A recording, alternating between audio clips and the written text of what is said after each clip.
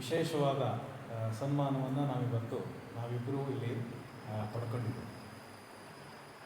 ನನ್ನ ಬಗ್ಗೆ ಗಣಪತಿಯವರು, ವೆಂಕಟೇಶ್ ಅವರು ಭಾಳ ಹೊಗಳಿಕೆಯ ಮಾತುಗಳನ್ನು ಆಡಿದರು. ಆ ಥರದ ಮಾತುಗಳನ್ನು ಆಡಿದಾಗ ನನಗೆ ನಿಜವಾಗಿಯೂ ಒಂದು ರೀತಿಯಲ್ಲಿ ನಾಚಿಕೆ ಆಗ್ತಿದೆ. ಯಾಕೆಂದರೆ ನಾವು ಒಂದು ಹಳ್ಳಿಯಲ್ಲಿ ಈ ಊರಲ್ಲಿ ಇರ್ತಾ ನಮಗೆ ಎಷ್ಟು ಸಾಧ್ಯ ಇದೆಯೋ ಅಷ್ಟು ಕೆಲಸವನ್ನು ನಾವು ಮಾಡ್ತಾ ಹೋಗಿದ್ವಿ. ಆ ಮಾಡ್ತಾ ಹೋಗಿದ್ದ ಕೆಲಸವನ್ನು ನಾವು ನಿಲ್ಲಿಸದೆ ಮಾಡ್ತಾ ಬಂದಿದ್ದೇವೆ ಅನ್ನೋದೊಂದು ಬಿಟ್ಟರೆ ಉಳಿದಿದ್ದೆಲ್ಲವೂ ಅದು ತಾನಾಗೇ ಆಗಿದೆ.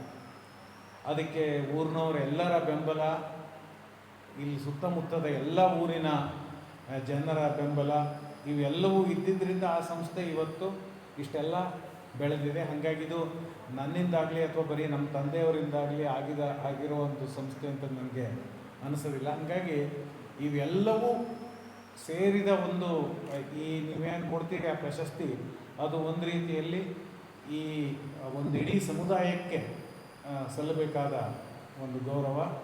ಅವರ ಎಲ್ಲರ ಪರವಾಗಿ ನಾನು ಈ ಗೌರವವನ್ನು ಸ್ವೀಕರಿಸ್ತೇನೆ. ನಮ್ಮ ತಂದೆ ಇದ್ದಾಗ ಒಂದು ಮಾತು ಹೇಳ್ತಿದ್ರು, ಒಂದು ಮರದಲ್ಲಿ ಹಣ್ಣು ಬಿಟ್ಟರೆ ಜನ ಹಣ್ಣಿಗೆ ಗೌರವ ಕೊಡ್ತಾರೆ, ಆದರೆ ಆ ಹಣ್ಣಿನ ಹಿಂದೆ ಮರದ ಎಲ್ಲ ಭಾಗಗಳು, ಭೂಮಿಯಲ್ಲಿರೋ ನೀರು, ಅಲ್ಲಿರೋ ಪೌಷ್ಟಿಕಾಂಶಗಳು ಎಲ್ಲವೂ ಹೋಗಿರೋದ್ರಿಂದ ನಿಜವಾಗಿ ಒಂದು ಹಣ್ಣಿಗೆ ಗೌರವ ಕೊಟ್ಟರೆ ಅದು ಇಡೀ ಭೂಮಿಗೆ ಗೌರವ ಕೊಟ್ಟಂತೆ. ಆ ರೀತಿಯಿಂದ ನಾವು ಇವತ್ತು ಎಲ್ಲ ಪ್ರಶಸ್ತಿಗಳನ್ನು ಆ ರೀತಿಯಿಂದ ಅರ್ಥ ಮಾಡಬೇಕೇ ಹೊರತು ಇದು ಯಾರೋ ಒಬ್ಬರ ಸಾಧನೆ ಅಂತ ಅರ್ಥ ಮಾಡಬಾರ್ದು ಅಂತ ನನ್ನ ಒಂದು ಭಾವನೆ. ಆ ದೃಷ್ಟಿಯಿಂದ ನನಗೆ ಇವತ್ತಿನ ಸಮಾರಂಭದ ಬಗ್ಗೆ ಒಂದು ಬಹಳ ಸಂತೋಷದ ಸಂಗತಿ ಏನು ಅಂತಂದರೆ, ಈ ನನ್ನ ಜೊತೆಗೆ ಸನ್ಮಾನಿತರಾಗ್ತಾ ಇರುವ ಶ್ರೀಮತಿ ಶ್ರಾವ್ಯ ಸಾಗರ್ ಅವರು, ಅವರಿಗೆ ಇವತ್ತು ಈ ಸನ್ಮಾನ ನೀವೆಲ್ಲ ಸೇರಿ ಮಾಡ್ತಾ ಇರೋದು. ಅದರಲ್ಲೂ ಅವರು ಮಾಡಿರೋ ಒಂದು ಚಲನಚಿತ್ರ, ಆ ಚಿತ್ರವನ್ನು ನಾನು ಇಲ್ಲಿ ತನಕ ನೋಡಿಲ್ಲ. ಆದರೆ ಅವರು ಈ ವರದಾ ನದಿಯ ಬಗ್ಗೆ ಒಂದು ಚಿತ್ರವನ್ನು ಮಾಡಿದ್ದಾರೆ ಅನ್ನೋದೇ ಬಹಳ ಒಂದು ವಿಶೇಷವಾದ ಸಂಗತಿ ಅಂತ ನಾನು ಭಾವಿಸ್ತೇನೆ. ಅಂದರೆ ಪೇಪರಲ್ಲಿ ಬರುತ್ತದೆ ಅಂತನೋ ಒಂದು ಕಾರಣಕ್ಕೆ ನಾವು ಇದಕ್ಕೆಲ್ಲ ಬೆಂಬಲ ಕೊಡದೆ, ನಾವು ಈ ರೀತಿಯ ಪ್ರತಿಯೊಂದು ನದಿಯನ್ನು ಒಂದು ಜೀವ ಇರುವಂಥ ವಸ್ತು, ಒಂದೊಂದು ಕೆರೆಗೆ ಜೀವ ಇದೆ ಅಂತ ತಿಳ್ಕೊಂಡು ನಾವು ಆ ರೀತಿಯಲ್ಲಿ ಯೋಚನೆ ಮಾಡಬೇಕಾದ ಇವತ್ತಿನ ಸಂದರ್ಭ ಇದೆ. ಇಂಥ ಒಂದು ಕೆಲಸವನ್ನು ಮಾಡಿರುವ ಶ್ರಾವ್ಯ ಸಾಗರ್ ಅವರಿಗೆ ನಾನು ನಿಮ್ಮೆಲ್ಲರ ಪರವಾಗಿ ಅಭಿನಂದನೆಗಳನ್ನು ಹೇಳ್ತೇನೆ. ಇವತ್ತು ಇಷ್ಟೆಲ್ಲ ಮಾತಾಡುವುದಕ್ಕೆ ನನಗೆ ಅವಕಾಶ ಕೊಟ್ಟಿದ್ದಕ್ಕೆ ವಂದನೆ. ಎರಡು ಅನುಭವಗಳ ಜೊತೆಗೆ ಈ ಚಿತ್ರದ ಬಗ್ಗೆ ಕಿರು ಪರಿಚಯವನ್ನು ಮಾಡಿಕೊಳ್ಬೇಕು ಅಂತ ವಿನಂತಿ ಮಾಡ್ತೀನಿ. ಏರದಿರು ನೇಸರನ್ನ ತುದಿಗೆ, ನೇರ ನೀ ಬರಬೇಕು ಭೂಮಿಗೆ ಕಡೆಗೆ. ಹಾರದಿರು ಸಾಗರದ ತುದಿಗೆ, ನೀರ ರಾಶಿಯ ಕೆಳಗೆ ಪವಡಿಸಬೇಕು ನನಗೆ ಅಂತ.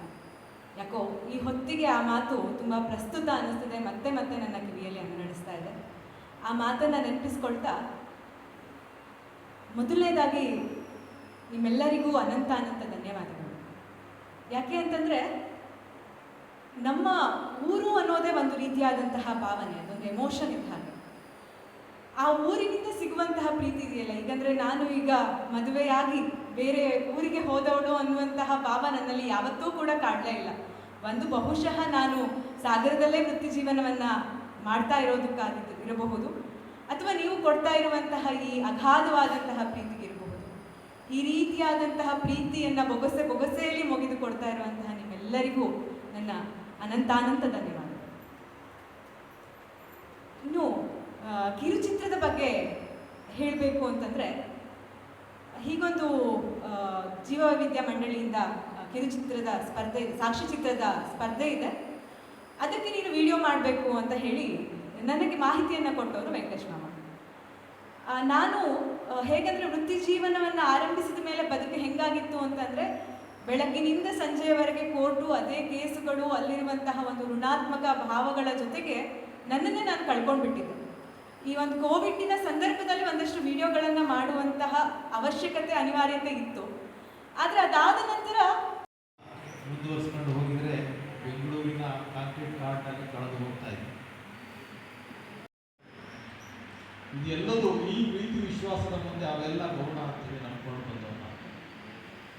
ಅದೇ ರೀತಿ ನಾವು ಇಲ್ಲಿ ಇದ್ದುಕೊಂಡು ನಿಮ್ಮೊಡನೆ ಇದ್ದುಕೊಂಡು ಈ ರೀತಿಯ ಕೆಲಸಗಳನ್ನು ಮಾಡಲಿಕ್ಕೆ ಅನುವಾಯಿತು. ಇದು ಕೂಡ ನನ್ನ ಜೀವನದ ದೊಡ್ಡ ಸೌಭಾಗ್ಯ ಅಂತ ನಾನು ಇವರು ಕೂಡ ಅಭಿನಂದನೆ ಹೇಳಿದ್ದಾರೆ.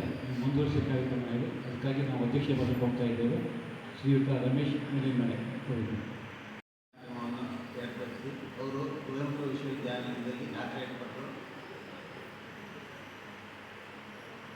ಪಡೆದಿದ್ದಾರೆ. ಹಾಗಾಗಿ ಅವರನ್ನು ನಾವು ಇವತ್ತು ನಮ್ಮ ಸಂಸ್ಥೆಯಿಂದ ಗೌರವಾರ್ಪಣೆ ಮಾಡಬೇಕು ಅಂತ ತೀರ್ಮಾನ ಮಾಡಿದ್ದೇವೆ. ಅವರು ಅವರ ತಂದೆಯಂತೆಯೇ ತಮ್ಮ ಜೀವಮಾನವನ್ನು ಸಂಪೂರ್ಣ ಕಲಾಕ್ಷೇತ್ರಕ್ಕೆ ಹಾಗೂ ನೀನಾಸಂಗೆ ದಾರಿಯದ್ದು ಬಹಳ ಸಾಧನೆಗಳಿದ್ದಾರೆ. ಈ ಸಾಕ್ಷ್ಯಚಿತ್ರವನ್ನು ನಿರ್ಮಿಸುವ ಮೂಲಕ ಈ ವರ್ಧಾ ಕ್ಷೇತ್ರದ ಪ್ರಸಿದ್ಧಿಯನ್ನು ಮತ್ತಷ್ಟು ಹೆಚ್ಚಿಸಿದ್ದಾರೆ. ಅವರು ಹಾಗೂ ಅವರ ಕುಟುಂಬದವರಿಗೂ ಅವರ ಯಜಮಾನರಿಗೂ ಆಯುರಾರೋಗ್ಯವನ್ನು ವರ್ತನೆಯು ಕೊಟ್ಟು ಹರಸಲಿದ್ದಾರೆ.